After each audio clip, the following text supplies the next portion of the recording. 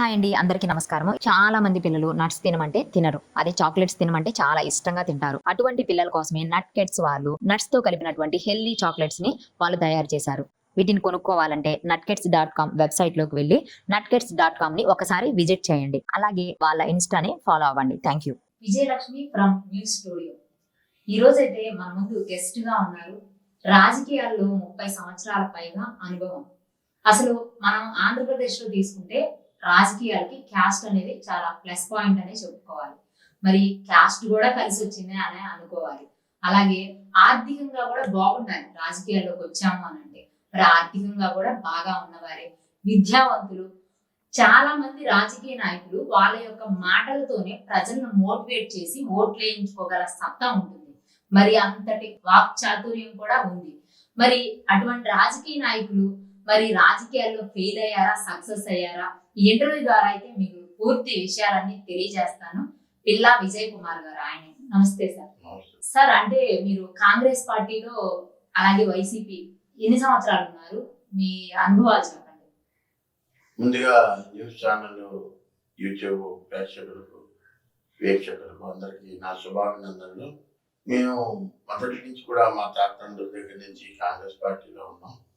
నేను రాజకీయాల్లోకి వచ్చిన దగ్గర నుంచి మొట్టమొదట తెలుగుదేశం పార్టీలోని విద్యార్థి దశ నుంచి వచ్చినప్పుడు తెలుగుదేశం పార్టీలోకి వచ్చాను.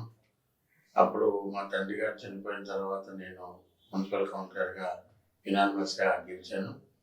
తర్వాత కాంగ్రెస్ పార్టీలోకి ఒక 2 సంవత్సరాల తర్వాత వచ్చి సుమారు 45 సంవత్సరాలు, నాకు 65 సంవత్సరాలు, 40 నుంచి 45 సంవత్సరాల నుంచి వరకు కాంగ్రెస్ పార్టీ, 40 సంవత్సరాలు కాంగ్రెస్ పార్టీలో ఉన్నాం. ఆ మధ్యకాలంలో మా నాయకులు, మా కార్యకర్తలు అందరూ కూడా వైఎస్ఆర్ పార్టీలోకి వెళ్దామంటే 6 సంవత్సరాల క్రితం అసెంబ్లీ ఎన్నికలకు 1 సంవత్సరం ముందు వైఎస్ఆర్ పార్టీలోకి వెళ్ళి అనేక సేవలు అందించడం జరిగింది. కాంగ్రెస్ పార్టీలో ఉన్నప్పుడు కానీ, వైఎస్ఆర్ కాంగ్రెస్ పార్టీలో ఉన్నప్పుడు కానీ నాయకత్వం అనేది మా దగ్గరే ఉండేది. పట్టణ కాంగ్రెస్ అధ్యక్షునిగా, యూత్ కాంగ్రెస్ అధ్యక్షునిగా, జిల్లా కాంగ్రెస్ అధ్యక్షునిగా ప్రజలకు సేవలు అందించాను. నేను మున్సిపల్ ఫ్లోర్ లీడర్గా 2-3 సార్లు చేశాను. అలాగే మార్కెట్ కమిటీ చైర్మన్గా కూడా నేను చేశాను. ఫిలిం సెన్సార్ బోర్డు మెంబర్గా, జెడ్ఆర్ఈసీ మెంబర్గా ఉంటూ అనేక సేవలు ప్రజలకి నేను చేయగలిగినంత, నా శక్తి ఉన్నంత చేశానని చెప్పడంలోని సందేహం లేదు. అంటే సార్, మీరు వైసీపీలో 6 సంవత్సరాలు ఉన్నారు అని అన్నారు. ఇప్పుడు సడన్ గా టీడీపీలో, అంటే ఎలక్షన్ ముందే ఎందుకు జాయిన్ అయ్యారంటే ఏం చెప్తారు? వైసీపీ పార్టీ అనేది ఒక నియంతృత్వ పార్టీ అనేది తెలుసుకున్నాను నేను 6 సంవత్సరాలు. ఎందుకంటే నాయకుడు ప్రజలతో, కార్యకర్తలతో పరిచయం, సంబంధ బాంధవ్యాలుగా ఉండడు. ప్రజలతో మమ్మల్ని సంబంధ బాంధవ్యాలు కూడా ఉంచే నాయకుడు కాదు. అదేవిధంగా స్థానిక నాయకులు కూడా నియంతృత్వ పార్టీ. వాళ్ళకి ఇంకొకటి ఏంటంటే భయం. ఎక్కడ మేము ఎదిగితే వాళ్ళ పడవలకు ఆటంకాలు వస్తాయో, ఆ కుటుంబాలకు ఆటంకాలు వస్తాయో అనే ఉద్దేశంతో స్థానిక శాసనసభ్యులు మేము 6 సంవత్సరాలైన పార్టీలో చేరాం, కానీ మమ్మల్ని ఏ విధంగా కూడా, ఏ స్థాయిలో కూడా ఆదరణ చేయలేదు. స్థానిక శాసనసభ్యులు నాకు కొంత బాగా జూనియర్ రాజకీయాల్లో, అతను రాజకీయాలు ఎదగడానికి నేను ఎంతో కృషి చేశాను. అర్బన్ బ్యాంక్ అధ్యక్షుడిగా నిలబడినప్పుడు కానీ, ఇతరత్ర శాసనసభ్యుడిగా నిలబడినప్పుడు కానీ అతనికి ఏం భాష కూడా సరిగ్గా తెలియనప్పుడు ఢిల్లీ నగరాల్లో, హైదరాబాద్ నగరాల్లో తిప్పి ఆ రోజు శాసనసభ్యుడిగా టికెట్ రావడానికి నేను ఎంతో కృషి చేసేవాడిని. ప్రతి ఎన్నికల్లో కూడా నేను, నా భార్య ఐఎన్ఎస్లో రాత్రి పగలు ఆయన కోసం కృషి చేస్తే ఆయన మాకు అనేక రకాలుగా ద్రోహం చేశాడు. ఎప్పుడు కూడా ఎలక్షన్ సంవత్సరం ముందు దగ్గర నుంచి నా భార్య, నా పిల్లల మీద ప్రమాణం ఈసారి మిమ్మల్ని చేస్తానంటాడు. అలాగే 3 సార్లు మమ్మల్ని ఓడించాడు, నిలబెట్టే ఓడించాడు ఎలక్షన్లో. అది మేము తెలుసుకోలేము. ఎందుకంటే మాది ఎప్పుడు స్టేట్ ఫార్వర్డ్ రాజకీయం. కుళ్ళిపోతానాలు, వెన్నుపోట్లు ఇలాంటివన్నీ మాకు అవి గమనించక మేము రాజకీయాల్లో అదగలేకపోయామని చెప్పడంలో సందేహం లేదు. అంటే సార్, ఇప్పుడు మీకు కార్పొరేటర్ గా వైసీపీ పార్టీలో అయితే ఇవ్వలేదు, అంటే పోటీ చేయడానికి అవకాశం. ఆ రోజు ఎగ్జిట్ అయిపోకుండా ఇన్ని రోజులు ఎందుకు వెయిట్ చేశారు సార్? దేనికైనా సరే సమయం, వంశం ఇవ్వాలని ఉంది. నేను కార్పొరేటర్గా కాదు, నా భార్యకి మేయర్గా ఇవ్వాలని చెప్పాను. ఎందుకంటే కాంగ్రెస్ పార్టీ జెండా పట్టుకోలేనప్పుడు, నిలబడడానికి అభ్యర్థులు లేనప్పుడు, కాంగ్రెస్కి ఉన్నప్పుడు మేము వైఎస్ఆర్ పార్టీ కాంగ్రెస్ పార్టీ తరఫున నిలబడి ఎలక్షన్లో గెలిచి ఎలక్షన్లో ఓడిపోయాం. అనేక ఆర్థిక వనరులు కూడా మేము బాగా కోల్పోయాము, ఆస్తులు కూడా ఇచ్చేసుకోవడానికి వచ్చేసాం. రాజకీయంగా మేము అంత తిరిగినప్పటికీ ప్రజలు బాగా ఆదరించారు. కాకపోతే ఇలాంటి వెనుపోటుదారుల వల్ల మేము ఓడిపోయాం. ఓడిపోయినప్పటికి కూడా ప్రతిసారి కూడా మళ్ళీ మేము మున్సిపల్ చైర్మన్ నిలబడడం, మా డబ్బు తగ్గేసుకోవడం, ఈ రకంగా వీళ్ళతో వెన్నుపోటు పడడం వల్ల జరుగుతులేదు. అయితే మొన్నటిసారి కూడా వచ్చినప్పుడు విజయనగరం నియోజకవర్గాన్ని కాంగ్రెస్ అభ్యర్థిగా, వైఎస్ఆర్ పార్టీ అభ్యర్థిగా తూర్పు కాపులకి ఇవ్వాలని జగన్మోహన్ రెడ్డి గారు నిర్ణయించారు. నిర్ణయించినప్పటికీ ఇక్కడ ఎమ్మెల్యే మనకు ఆయన కూతురు కోసం పెద్ద ప్రయత్నం చేసిన అతను జగన్మోహన్ రెడ్డి గారు ముట్టుకేసి తూర్పు కాపుకి ఇస్తాను, మీ కూతురు పక్కన తప్పించారు చెప్పడం జరిగింది. ఆ టైంలో 3 సార్లు ఓడిపోయిన మమ్మల్ని 4వసారి తప్పించి మాకు టికెట్లు కూడా కార్పొరేషన్లో మెయిన్ టికెట్ సంగతి ముందు కార్పొరేటర్లు అవ్వాలి.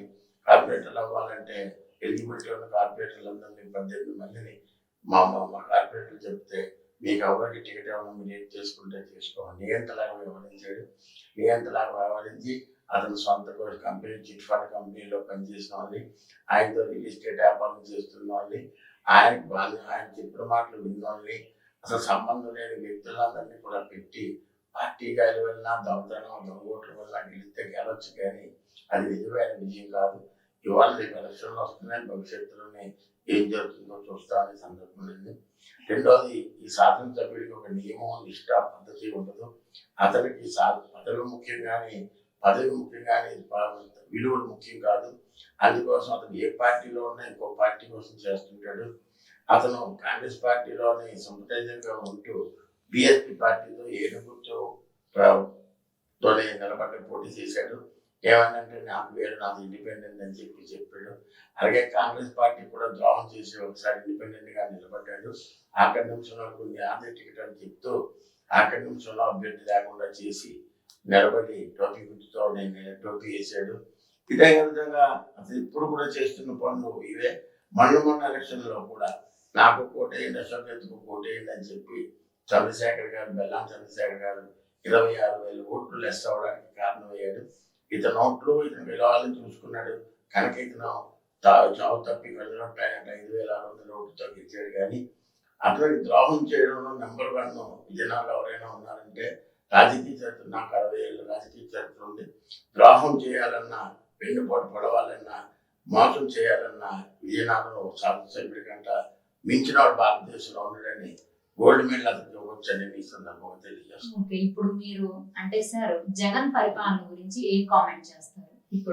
ఇప్పుడు ఈ 5 సంవత్సరాల్లో కూడా మేము చూసాం. అతను అధికారంలో లేనప్పుడు, ప్రతిపక్షంలో ఉన్నప్పుడు అతను వైఎస్ రాజశేఖర రెడ్డి బిడ్డ, తప్పనిసరిగా పండిత పుత్రుడు తప్పనిసరిగా ఉంటాడు. రాజశేఖర రెడ్డి గారి తాలూకా అన్ని కూడా డిఎన్ఏలో ఉన్నాడు కనుక అతని గుణగణాలు అన్నీ ఉంటాయి. అతనిలాగే పేద ప్రజల కోసం సేవ చేస్తాడని మేము ఆలోచన చేసి అతను సపోర్ట్ చేసాం. కానీ అతను భిన్నమైన వైఖరి, అతను నెంబర్ 1 సైకో కాకుండా నియంత. అతను ఎవరిని కూడా ఇవాళ సీనియర్ నాయకులైనటువంటి బొత్స సత్యనారాయణ, ధర్మాంతర సాగు కానీ, లేకపోతే మన నెల్లూరు రెడ్డి గారు, ఆనరామనారాయణ రెడ్డి గారు లాంటి సీనియర్లు ఉన్నారు. వాళ్ళ ఎవరి సలహాలు కానీ ఏది కానీ ఉండదు. అతను నిర్ణయం తీసుకుంటాడు, నేను చేయమని చెప్తాడు. ఏ శాఖ మీద ఏ మంత్రికి కూడా ఆధిపత్యం ఉండదు. ఆధిపత్యం లేకుండా అతనే నేనే అన్ని చెప్తాను, నేనే చేస్తానని చెప్పుకుంటాడు. ఇవాళ జగన్మోహన్ రెడ్డికి కార్యకర్తలతో ఎవరికి సంబంధం లేదు. ఇవాళ కార్యక్రమాలు ఏవైనా చేశారంటే లేదు, జగన్మోహన్ రెడ్డి జోబులో డబ్బులు ఇచ్చినట్టు ప్రవర్తించాడు. కానీ ప్రభుత్వ కార్యక్రమాలు మన కార్యకర్తలు ఇన్వాల్వ్ చేయాలనే ఆలోచన ఎక్కడా లేకుండా ఇవాళ పరిపాలన చేశాడు. కనుక ఇవాళ ఒంటరి అయ్యి 70 మంది శాసనసభ్యులు మార్చుకోవాల్సిన దుస్థితికి వచ్చింది. ఇవాళ అతను నిలబడడానికి ఎంపీలు క్యాండిడేట్లు కూడా లేకపోతే అతను భజన చేసిన మనుషులు తీసుకొచ్చి చెవిరెడ్డి భాస్కర్ రెడ్డిని తీసుకొచ్చి ఒంగోలు, విజయసాయిరెడ్డిని తీసుకెళ్లి నెల్లూరులో ఉన్న యాదవ్ అనిల్ కుమార్ యాదవ్ తీసుకొచ్చి నరసరావుపేట, ఈ రకంగా ఒక దగ్గర పనికి వాళ్ళు, అలాగే రాజ్యాంగం నుంచి గెలిచిన కంబాలి డోగులు గారిని తీసుకెళ్లి పైగా ఇష్టాసనంగా పార్టీని మార్చి చెందాల చేసింది. ఎందుకంటే అతనికి ఒక రకమైన అభిప్రాయం ఉండదు, అందులో పాజిటివ్ అభిప్రాయం వస్తుండదు. అన్ని నెగిటివ్ అయ్యేది, అలా కొట్టేయాలి, ఎవరిని జైల్లో పెట్టాలి, రాజకీయాల్లో కక్షలు ఉండకూడదు. రాజకీయాల్లోని ఇప్పుడు కూడాను సిద్ధాంతం కోసం పోరాటం చేయాలి. వాళ్ళు చేయలేని పని మనం చేసి సభాష్ అనిపించుకోవాలి కానీ వాళ్ళు కట్టిన బిల్డింగ్లు కొట్టించాము, వాళ్ళ ఇల్లులు తీసాము, వాళ్ళ జైల్లో పెట్టాము. అవన్నీ సైకో బుద్ధులు. ఆ సైకో బుద్ధులతో నాకు పరిపాలన చేయబట్టి ఇవాళ ప్రజలు దూరం అయ్యాడు. ఒక్కసారి అవకాశం ఇవ్వండి చెప్పి ఇవాళ రాజధాని రాజ్యం కింద ఇవాళ మన ఆంధ్రప్రదేశ్ చేసి పిల్లల పరిస్థితికి వెళ్తే నాన్న రాజధాని ఏ పేరు రాయమంటామంటే చెప్పలేని పరిస్థితుల్లో తల్లిదండ్రులు ఉన్నారు. పిల్లలు కూడా ఏ సమాధానం రాయాలో తెలియకుండా ఆప్షన్ చేసే పరిస్థితి ఉంది కనుక ఇటువంటి దృష్టి తెచ్చిన జగన్మోహన్ రెడ్డిని ప్రజలు చిత్తుగా ఓడించాలని సందర్భంగా తెలియజేస్తారు. అంటే సార్ ఇప్పుడు మీరు వీరభద్ర స్వామి గారు అంటే ఇక్కడ శాసనసభ్యుల గారి గురించి కామెంట్ చేశారు. ఆయన పార్టీ నుంచి మిమ్మల్ని వైసీపీలో ఉన్నప్పుడు సస్పెండ్ చేయమని ఆయనే చెప్పారు. కానీ జగన్మోహన్ రెడ్డి గారే సస్పెండ్ చేయలేదు, మీరు పార్టీకి మంచి సేవలు అందించారు అని తెలిసింది. అది ఎంతవరకు వాస్తవం అసలు? సస్పెండ్ చేయమని అధికారం అతనికి లేదండి. అతనికంటే మించిన నాయకుడు నేను విజయనగరం వచ్చాక అతను ఎప్పుడు కూడాను ఎవరు పనికిరారో ఆన్లైన్ ఉంచుకుంటాడు. ఎందుకంటే పనికి వచ్చిన వాళ్ళు ఎదిగితే మటుకు అతనికి ప్రమాదం. అతని తాలూకా రహస్యాలు గుట్లు అన్నీ తెలుస్తాయి. అతను రియల్ ఎస్టేట్ వ్యాపారం, అతను చిట్ ఫండ్ వ్యాపారం, ఈ వ్యాపారాల్లో రాజకీయాన్ని చొచ్చి రాజకీయాల్లోకి వ్యాపారాన్ని చొరబూచి రాజకీయం చేస్తున్న ఏకైక వ్యక్తులంటే వీరభద్రం. వాళ్ళ విజయనగరంలో అనేక మంది నాయకులు ఉన్నారు. బొత్స సత్యనారాయణ గారు, చంద్రశేఖర్ గారు వాళ్ళు ఏవైనా సరే వ్యాపారాలు వేరే ఉంటాయి కానీ ఇతర మటుకు రాజకీయ వ్యాపారం అనేది ఉంటుంది. ఉదాహరణకి ఇతను ఎమ్మెల్యేగా ఉన్నారు, రేపు ఏదో కొట్టు ఓపెన్ చేయాలని, ఒక షాప్ ఓపెన్ చేసుకోవాలి, శుభం పెద్ద ఆయన కదా అని విజయనగరం నియోజకవర్గం పెద్ద కదా అని పిలిస్తే రాగానే మొట్టమొదట నాకు ఇందులో వాటా ఇస్తావా అని అడుగుతారు. లేకపోతే ఒక చిట్టేనే బాబు అని చెప్తుంది. అతని కారులో ఎప్పుడు రెగ్యులర్గా అప్లికేషన్లు ఉంటాయి. ఓపెనింగ్కి వెళ్ళగానే ఆయనకి 5 లక్షల సీటో 10 లక్షల సీటో అటగట్టి నేను అవతారాలు అంతా గుర్తుకొని అంటాడు. కానీ ఇది ఈ రకంగా చిట్ ఫండ్ కలెక్షన్ చేసుకోవడానికి అతనికి పార్టీ ఉపయోగపడుతుంది కానీ అది ఉపయోగించుకుంటాడని చెప్పడం సందేహం లేదు. ఓకే, అంటే ఈ సస్పెండ్ చేయడం ఇవంతా సస్పెండ్ చేయమని అనేది అతను చెప్పాలని అనుకున్నాడేమో కానీ అటువంటి అవకాశం జగన్మోహన్ రెడ్డి గారు కానీ పెద్ద బొత్స సత్యనారాయణ గారు కానీ అవకాశం లేదు. మేము పార్టీ కోసం ఉపయోగపడలేము కానీ పార్టీ మాకు ఎప్పుడు ఉపయోగపడలేదు. అయినా సరే మేము పార్టీ అనుకుంటూ ఉన్నాం. ఇప్పుడు కూడా ఇలా పార్టీలు మార్చలేదు, రకరకాల పార్టీలు.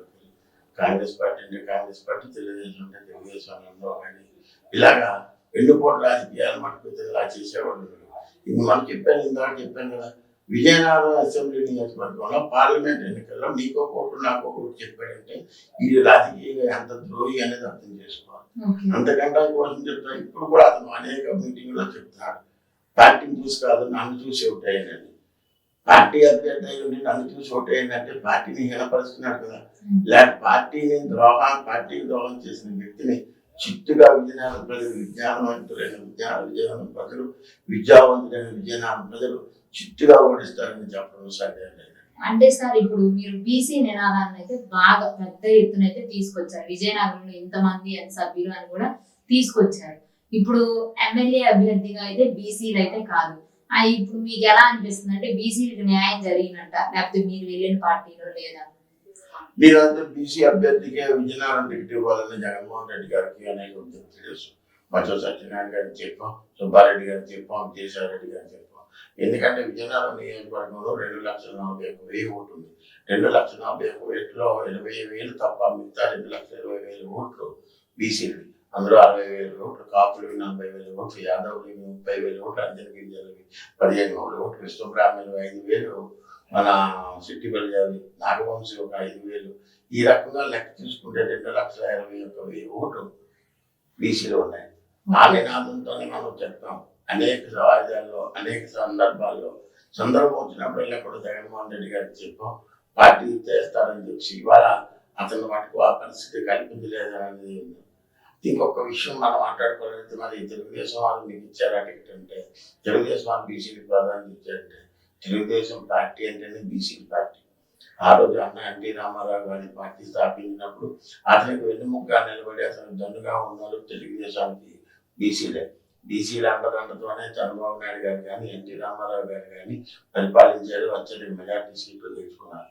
బీసీలు అయినటువంటి కాపులు ఉన్నాయండి, యాదవులు ఉన్నాయండి, విశ్వబ్రాహ్మణ్స్ ఉన్నాయండి, శెట్టిబల్లి ఉన్నాయండి, రాష్ట్రం మొత్తం మీద వెన్నుముగ్గా ఉండేవారు. ఈ ఒక్కసారి అవకాశం ఇవ్వనండి మన జగన్మోహన్ రెడ్డికి శాస్త్ర సాయం చేయొచ్చు, కానీ ఇంతవరకు బీసీలు అనేవాళ్ళు అతనితో వినేవారు. అందుకే ఆ పార్టీ కూడా బీసీల కోసం అనేక పథకాలు పెట్టింది. ఆదరణ పథకం పెట్టి బీసీలకు అనేక పనిముట్లు ఇచ్చింది. కుట్టు మిషన్లు ఇచ్చింది, వడ్రంగి మిషన్లు ఇచ్చింది, అలాగే మంగళకి కుర్చీలు అద్దాలు ఇచ్చింది. ఈ రకంగా బీసీలు అట్టడుగు వాళ్ళని పైకి తేవాలని తపన నిత్యం కూడా ఆ పార్టీలో ఉంది. ఇంకొక విషయం ఏంటంటే విజయనారాయణ మహారాజు గారు, పూసపాటి అశోక్ గారు, పి విజయరాజు గారి కుమారుడు పూసపాటి వంశీయులు విజయనగరం కోసం వారు చేసిన జనలేని సేవలు మన పిల్లల వరకు కూడా మర్చిపోలేదు. ఎందుకంటే ఇవాళ ఉన్న నేలాన్ని వాళ్ళు అనేక ఎకరాల భూములు ప్రజలు విద్యా సంస్థల కోసం, దేవాలయాల కోసం ఇచ్చారు.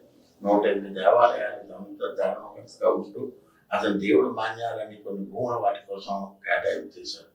అదే కాకుండా రాజులు రాజరికాలు పోయాయి. ఇప్పుడు కరోనా టైంలో మా బంగ్లాకి ఎవరు రావద్దు అన్న నినాదాన్ని ఇప్పుడు అధికారంలో ఉన్న వాళ్ళైతే బలంగా చెప్తున్నారు. మేము ఉన్నాం మీ కరోనా టైంలో తోడుగా, వాళ్ళు బంగ్లాలో గేట్లు వేసుకొని మా బంగ్లాకి ఎవరు రావద్దు అని చెప్పారు. అలాంటి వాళ్ళు నాయకులు అవుతారా అని ఇప్పుడు అధికారంలో ఉన్న వాళ్ళు అయితే గట్టిగా మాట్లాడుతున్నారు సార్. దానికి మీ సమాధానం ఏం చెప్తారు? ఇంకొక విషయం ఏంటంటే లేనిపోయిన పుకార్లు పుట్టించి ఎవరైనా రాజకీయం చేస్తున్నారు ఎవరు మా ఇంటికి రావద్దు అనే మాట హాస్యాస్పదం. అది చెప్పినవాడు ఏదో చెవి మాటలు చెవిలో పోగొట్టినట్టు చెప్తాడు. ఎవరి బంగ్లాకి ఎవరు రావద్దు అనేది మనకు ఎప్పుడు లేదు. కరోనా సమయంలో ఈ పద్ధతుల్లోనైతే ఉన్నాయో గవర్నమెంట్ ఏ ప్రాతిపదికన అందులో అశోక్ గజరాజు గారు ప్రభుత్వం ఏ చెప్పిన పని సార్ నిబంధనలతో నియమంతో పాటించే వ్యక్తి. కరోనాలో మా ఇంటికి రావద్దు అన్న ప్రశ్న అతని సమస్య లేదు. పెద్ద ఏజ్ వాళ్ళని అతను బయటికి రాకపోవచ్చు, కానీ తెలుగుదేశం కార్యకర్తలు అప్పుడు ఉన్న వాళ్ళను కూడా అన్ని వార్డుల్లో కూడా కరోనా ప్రజలకి ఏ రకాలుగా ఆదుకున్నారో తెలుసు. మేము కూడా మా ఇండివిజువల్గా కూడా నేను చాలా వరకు ఒక 20-30 లక్షల వరకు పేద ప్రజలకు, నాయ బ్రాహ్మణులకి, రజకులకి, ముస్లిమ్స్కి అందరికి కూడా పేద ప్రజలు ఎక్కడున్నారో వాళ్ళందరికీ కరోనా సమయంలో నిత్యావసర వస్తువులు సమర్పించేసాం. ఇలా దండేసి చాంబరోని అన్ని ఇల్లు అందరి డబ్బులు దండి పంచడం మటుకు మేమైతే చేయలేదు. కరోనాను కూడా వ్యాపారంగా మలుచుకుని వ్యక్తి ఎవరైనా సభ్యుడు వీరభద్ర స్వామి గారు చెప్పక్కర్లేదు. ఎందుకంటే కరోనా టైంలో ఆయన పరంగా ఆయన ఏం చేశారని చెప్పానండి. రోడ్డు మీదకి వచ్చి బూతులు తిట్టడం తప్ప అతను కరోనా ప్రజలకు ఏ రకంగా ఆదుకున్నారు? ఏ ఒక్కరికైనా గ్యాస్ సిలిండర్లు ఇచ్చారా? ఏ ఒక్కరికైనా సొంతతోనే ఆక్సిజన్ సిలిండర్లు ఎవరికైనా పెంచారా? అతను ఎవరికైనా ఆక్సిజన్ సిలిండర్లు మేమే పంచాము స్వయంగా బయటకు వచ్చని వాళ్ళైతే చెప్తున్నారు. మేము వచ్చామండి వాటికి. మా ఊరు శారదా సేవా సంఘం అనండి, ఇతర సేవా సంఘాలు ఇచ్చాయి, కానీ అతని పరంగా అతను ఒక సిలిండర్ అయినా అతని జోబులోంచి రూపాయలు తీసి పెట్టాడు అనేది కూడా లేదు.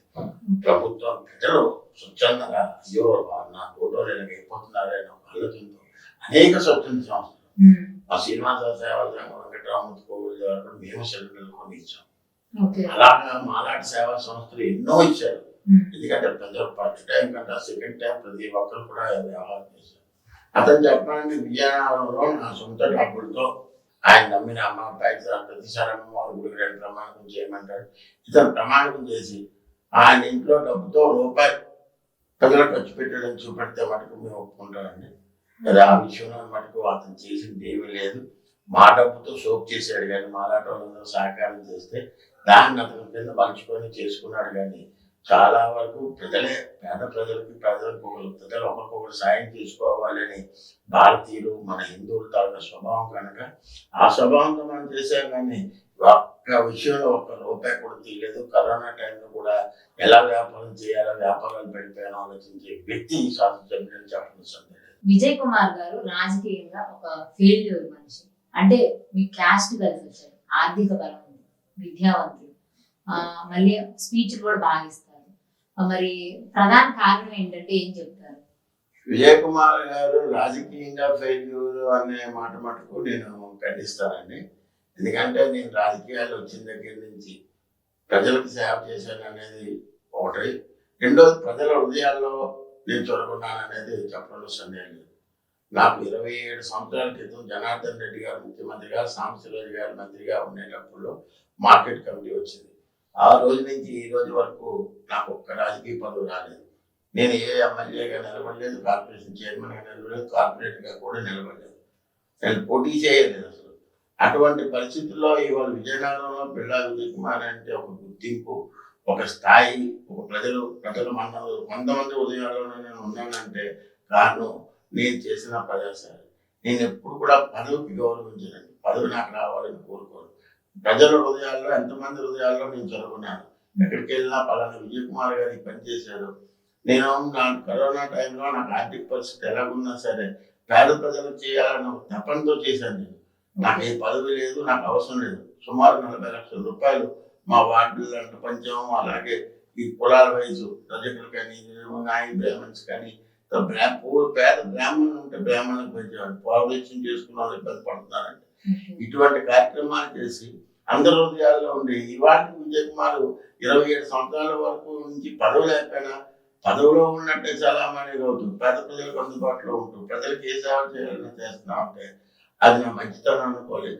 నా మంచితనానికి చాలా మంది వెన్నుపోటు పడిచి నాకు పదవి రాకుండా చేసినా సరే విజయనగరం ప్రజల హృదయాల్లో మనకు నేను ఉన్నానని చెప్పడం సందేహం. సార్, రాజకీయం అన్న తర్వాత ఏదో ఒకటి ఫలానా పదవి వస్తే బాగుండనే వస్తుంటారు. అసలు రాజకీయంగా మీ గోల్ ఏంటి? రాజకీయంగా నాకు నేను చెప్తున్నా, రాజకీయంగా పదవి వస్తే బాగుంటుంది అని కోరుకున్న వాళ్ళు కొంతమంది ఉండొచ్చు. కానీ నేను రాజకీయంగా ఎదుగుతూ ఎంతమంది ప్రజల హృదయాల్లో చదువుకున్నాను, ఎంతమంది ప్రజలకు ఉపయోగం చేశాను, నా వరకు నా శక్తి మేరకు నేను ఎంతమంది పేద ప్రజలకు సాయం చేశాను. నా పొలపోలకు కానీ, బడుగు బలహీన వర్గాలు కానీ, హరిజన గిరిజనులకు కానీ ఎక్కడైనా సరే నాకంటూ ఒక టీం ఏర్పడిందంటే నేను చేసిన మంచి పనులే. కానీ నా పదవి చూసి కానీ నన్ను చూసి నా కార్యక్రమాలు చూసే చేస్తున్న కార్యక్రమాలు కానీ నాకు వచ్చిన పదవి చూసి ఎందుకు పదవి లేకుండా ఇవాళ 27 సంవత్సరాలు 27 సంవత్సరాలు అయితే నాకు ఆ రోజు మార్కెట్ కమిటీ చైర్మన్ అయినా అప్పటి నుంచి ఇప్పుడు దాకా ఒకసారి ఎవరినైనా తిరగమని నేను ఎప్పుడైనా కార్పొరేట్ గా నిలబడలేదు. ఏ కార్యక్రమం చేయలేదు. ఏ పదవి నామినేటెడ్ పదవి కూడా నేను తీసుకోలేదు. లేకపోయినా సరే అది కావాలి, ఆ ఉద్దేశం నాకు ఉండాలని ఒక ఆలోచన. ఎప్పుడైనా సరే నేను కోరుకునేది అదేనని చెప్పి సందర్భం తెలియజేస్తాను. అంటే సార్, ఇప్పుడు టీడీపీలో జాయిన్ అయ్యారు, ఖచ్చితంగా మీరు మీ క్యాడర్ అంతా కూడా వెళ్ళింది టీడీపీలోకి అని అనుకోవచ్చు. అంటే మిమ్మల్ని నమ్మే వాళ్ళు 100% వెళ్ళింది.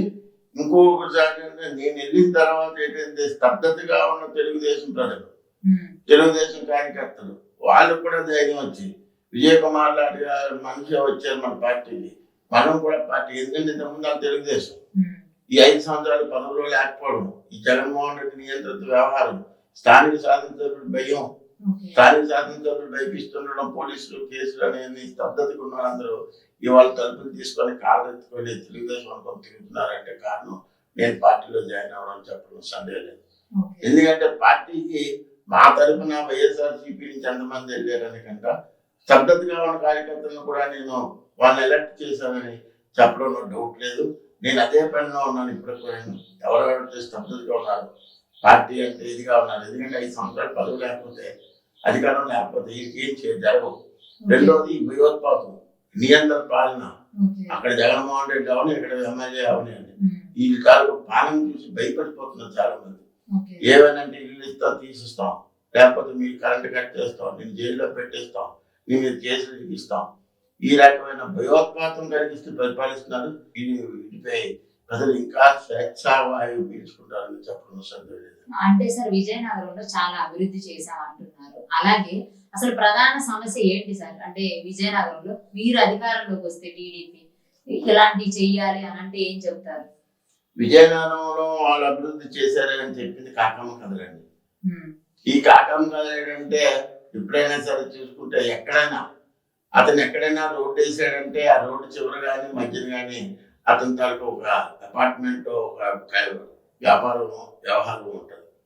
ఎక్కడి నుంచి రోడ్డు వేసినా ఇవాళ గాంధీ పార్క్ నుంచి, మహాత్మా గాంధీ పార్క్ నుంచి నెహ్రూ పార్క్ ని తవ్వేసి పార్క్ గేట్ దగ్గర నుంచి సౌత్ ఇండియా మాల్ వరకు రోడ్డు వేసాడంటే సౌత్ ఇండియా మాల్ లో అతనుకున్న వాటా, సౌత్ ఇండియా మాల్ అతనిది, అతను అద్దెకి ఇచ్చి వాళ్ళతో వాటా పెట్టి ఆ వ్యవహారం చేసి పురాతనమైన నెహ్రూ పార్క్ ని తవ్వి మధ్య నుంచి రోడ్డు వేసాడు. అది నా అభివృద్ధిని చెప్తాడు.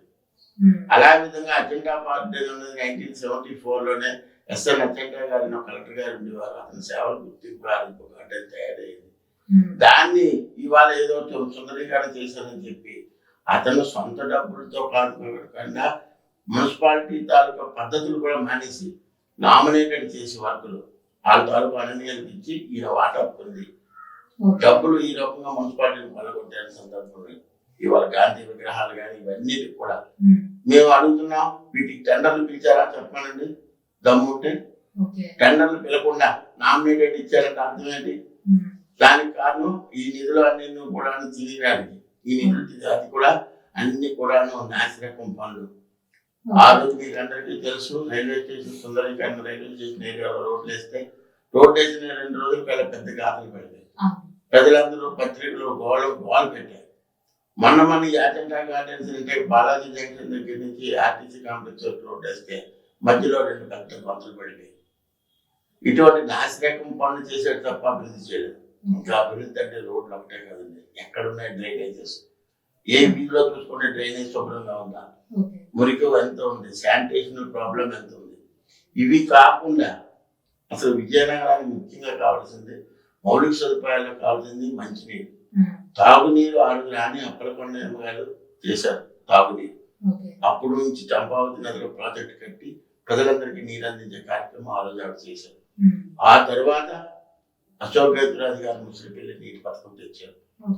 ముసిరిపల్లి నీటి పథకం కూడా అక్కడ కూడా అంతమంది అడ్డితే గంటాలు ప్రజలు వాళ్ళు అడ్డితే, బాబు మీరు బయట నుంచి మీ నీరు తీసుకురారు, మేఘాంధ్రి గడ్డకి వెళ్తున్న ఈ నీరు తాటిపూడి నీరు మీ నీరు మీరు ఉంచుకోండి, మేము ఓటబాబు చదువుకొని తీసుకెళ్తామని అందరినీ ఒప్పించి మెప్పించి అతిపెద్ద ప్రాజెక్టు మున్సిపల్ నీటి ప్రాజెక్ట్.